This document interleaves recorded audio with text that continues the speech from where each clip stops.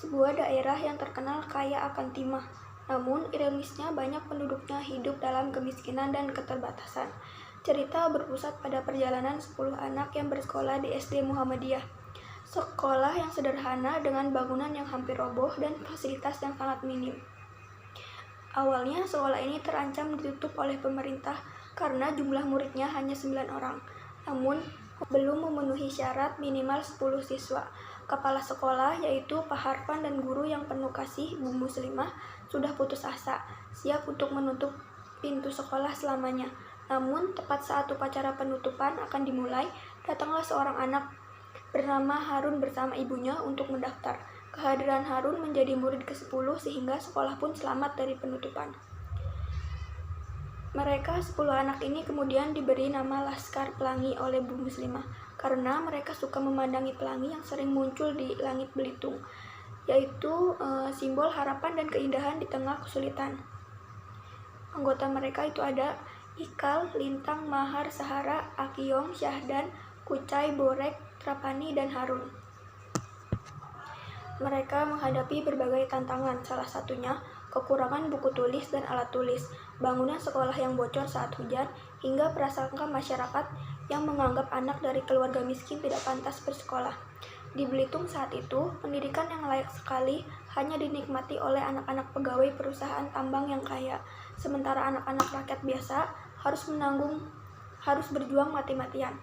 Namun dengan bimbingan Bu Muslimah yang sabar dan penuh kasih, serta semangat Pak Harfan yang tidak pernah menyerah, Laskar Pelangi terus berjalan dengan sungguh-sungguh. Mereka sering belajar di bawah pohon, menggunakan papan tulis yang sudah tua. Namun semangat mereka tidak pernah padam. Mereka juga sering mengikuti lomba-lomba akademik dan seni. Dan meski seringkali kalah dari sekolah mewah, mereka selalu bangga dengan usaha yang telah dilakukan. Cerita ini juga menggambarkan masa remaja mereka, termasuk pengalaman cinta pertama, persahabatan yang diuji, dan mimpi-mimpi yang mulai terbentuk. Lintang yang jenius harus berhenti sekolah karena kondisi ekonomi yang sangat sulit. Namun, ia tetap menjadi inspirasi bagi teman-temannya.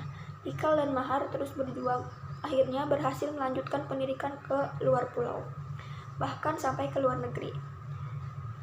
Novel ini ditutup dengan gambaran bagaimana pendidikan dan tekad kuat telah mengubah nasib mereka. Meskipun berasal dari lingkungan yang sederhana, mereka berhasil menjadi orang yang sukses dan berguna, membuktikan bahwa keterbatasan bukanlah penghalang untuk meraih cita-cita.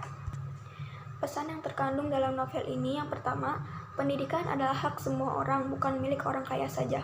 Artinya, tidak peduli dari mana asalnya dan seberapa sulit kondisinya, setiap anak berhak mendapatkan kesempatan untuk belajar dan berkembang. Yang kedua, semangat dan ketekunan adalah kunci kesuksesan. Seperti Lintang yang berjuang menempuh jarak jauh setiap hari, rintangan bisa diatasi jika kita memiliki niat yang kuat dan tidak mudah menyerah. Yang ketiga, persahabatan yang tulus memberikan kekuatan. Dukungan satu sama lain membuat beban menjadi lebih ringan dan mimpi menjadi lebih mungkin tercapai. Yang keempat, guru adalah pahlawan tanpa tanda jasa. Dedikasi Ibu Muslimah dan Pak Harfan untuk menunjukkan betapa besar pengaruh seorang pendidik dalam mengubah hidup anak-anak. Yang kelima, mimpi itu gratis dan layak diperjuangkan. Artinya, pelangi yang mereka cintai menjadi simbol bahwa di balik awan gelap selalu ada keindahan dan harapan yang menanti. Sekian review novel dari saya. Wassalamualaikum warahmatullahi wabarakatuh.